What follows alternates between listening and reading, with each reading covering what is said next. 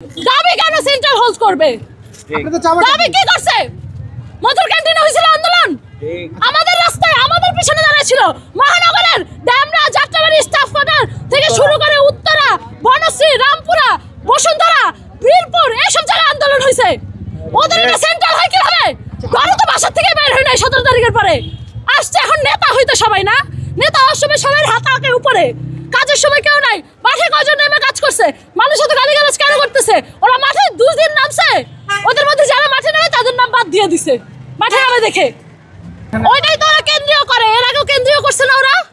ওরা এরকম বলে পাবলিক নিয়ে করে, ওরা কেন্দ্রীয় কমিটি ঘোষণা করে দিছে না, আহ্বায়ক বা সদস্য সচিব, এবারে ওরা সেম সিন্ডিকেট করতেছে। এখানে কোনো ধরনের কমিটি ঘোষণা হইতে পারবে না। আর ওই কমিটি ঘোষণা হইলে আমরা প্রাইভেট, পাবলিক, মহানগর, 7 কলেজকে ওইটা মানি না, মানবো না। দফায় দফায় বসা হয়েছে তাদের সাথে, ভাই তাদের সাথে দফায় দফায় বসা হয়েছে। তারা ধাক্কা মেরে বের করে দিচ্ছে। প্রাইভেট স্টুডেন্ট আমাদের গায়ে হাত দিবে কেন? ওয়াই হাত দিবে কেন? এই 17 তারিখ হল ছাড়া ভাগছে সব, এই ঢাবির সব হল ছাড়া ভাগছে। এখন এসে এক একজন বিপ্লবী নেতার সাথে এক একটারে পাওয়া যায় নাই। আন্দোলন চালাইছে প্রাইভেট মাদ্রাসার, স্কুল কলেজের পোলাপান, এই ঢাবির পোলাপান হল ছাড়া ভাগছে সব।